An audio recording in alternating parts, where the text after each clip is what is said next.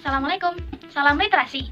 Aku Cikwita Maida dari kelas 7 unggulan 2 SMP Pang 5 Besar Sudirman, Bekasi. Bismillahirrahmanirrahim. Assalamualaikum warahmatullahi wabarakatuh. Halo semuanya, perkenalkan saya Fahira Islami Devri, berasal dari SMP SMP Sudirman, Kota Bekasi. Nama saya Budita Putri, senior SKS dari SMP SMP Sudirman.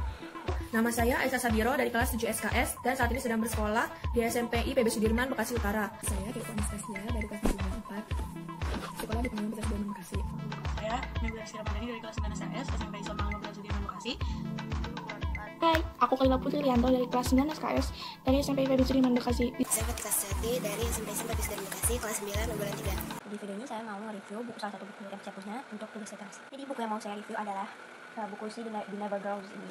Jadi buku The Never Grows ini ada 15 series. Nah, di tiap satu bukunya ini mempunyai masalah tersendiri. Tapi untuk tokohnya, tiap part itu masih sama. Tokohnya namanya masih sama dan latar tempatnya, lokasinya itu juga tetap sama.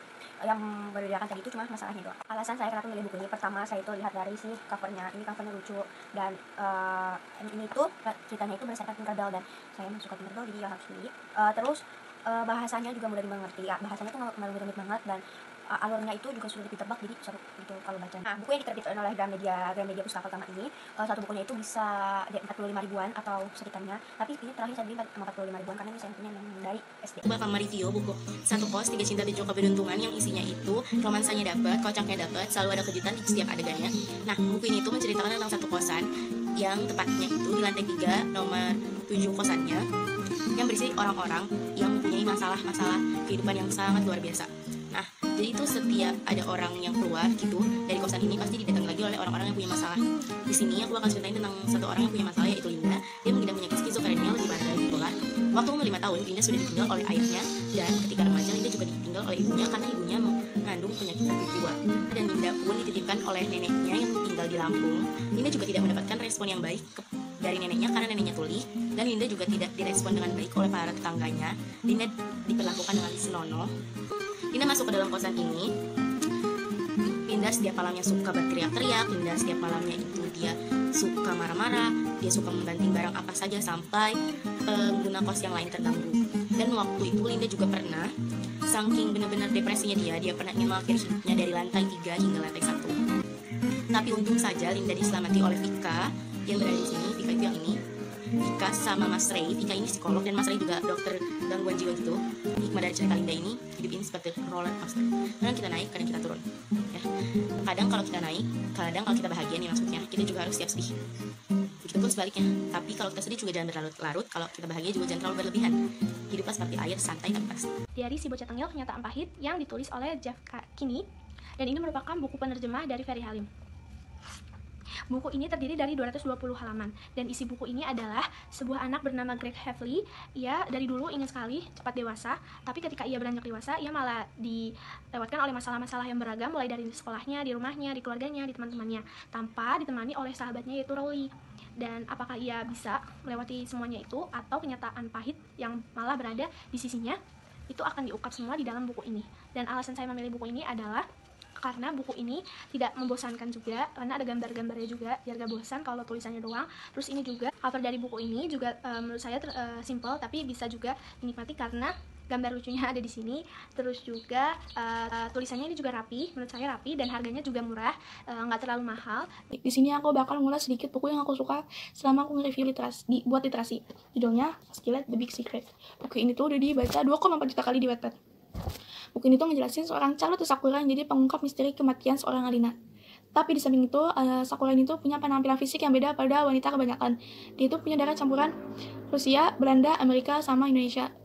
Karena penampilan fisiknya itu, akhirnya Sakura dibully. Dan pada suatu saat dia ketemu Muezzadin Sadaru, yang ternyata dia adalah pacar dari Alina yang nyampein misteri kematiannya ke Sakura. Akhirnya, Sakura sama Sadaru itu berteman dan hari demi hari, Alina nyampein mimpinya ke Sakura dan Sakura akhirnya jadi takut dan dia akhirnya cerita ke Sadaru. Dan Sadaru juga bingung kenapa Alina nyampein ke Sakura dan dia akhirnya cerita ke abangnya Alina, namanya Bang Alan. Dan akhirnya Sakura dipanggil ke rumahnya Bang Alan untuk dan semua mimpi-mimpinya. Dan akhirnya keungkap deh kenapa si Alina bisa mati depresi. Dan pada akhirnya Sakura dipindahin ke sekolahnya abangnya dulu. Baca buku favorit, nah salah satu buku favorit itu ini tuh Seperti Hujan Yang Jatuh ke Bumi karyanya Bu Chandra. Jadi buku-buku Bu Chandra, novel-novel Bu Chandra itu salah satu masuk ke list novel favorit, dan Boy Chandra juga salah satu penulis favorit. Jadi bacanya juga kayak udah naruh mindset pasti bukunya bakal bagus dan punya ekspektasi yang bagus, dan ternyata realitanya juga bagus gitu. Maaf ya agak berisik gitu, emang agak rusuh. Nah, kenapa saya suka buku ini, soalnya alurnya tuh nggak bikin bosan. Kayak hampir semua buku-buku Boy Chandra yang pernah saya baca itu bukunya tuh kayak gak ada satupun yang bikin bosan. Terus pemilihan kata-katanya juga kayak gampang bikin paham gitu, Terus pemilihan karakter tokohnya, apa yang dilakukan sama tokohnya itu juga kayak bagus-bagus banget gitu. Sampai saking bagusnya si pemilihan katanya itu, di plot twistnya sini tuh ada yang kayak bikin deg-degan, bener-bener deg-degan gitu, sampai ada yang bikin sedih, sampai ada yang bikin senyum-senyum sendiri gitu. Ya gitu, kenapa saya suka buku ini. Ini best book yang buku bacaan yang pernah saya baca itu lumayan banyak, dan salah satunya yang favorit ini. Buku yang berjudul The Hound of the Baskervilles. Di buku ini menceritakan Sir Henry Baskerville yang merupakan pewaris keluarga terakhir Baskervilles. Di keluarga itu dipercaya mempunyai kutukan di mana pewaris keluarga Baskervilles akan meninggal. Di awal cerita dikatakan Sir Charles ini dipercaya dibunuh oleh sebuah hellhound atau bahasa kasarnya anjing setan.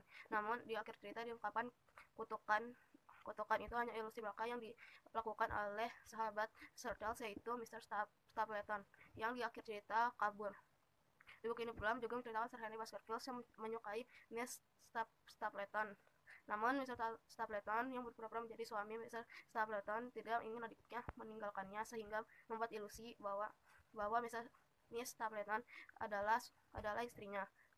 Menurut saya mengulas cerita ini karena cerita ini menarik, karena saya menyukai buku-buku yang mengandung misteri pembunuhan. Di sini aku mau menceritakan secara singkat tentang novel ini. Ini adalah salah satu novel favoritku, judulnya My Psychopath Boyfriend. Novel ini menceritakan tentang seorang psikopat tampan bernama Aldrich Bale dan mangsanya Kim Yura. Aldrich dan Yura memiliki latar belakang yang sangat berbeda. Aldrich, model kaya raya anak dari Jonathan Bale, yang memiliki perusahaan besar di dunia ilegal yang memperdagangkan manusia. Sedangkan Kim Yura, gadis cantik sederhana asal Korea Selatan yang terjebak dalam perangkap cinta.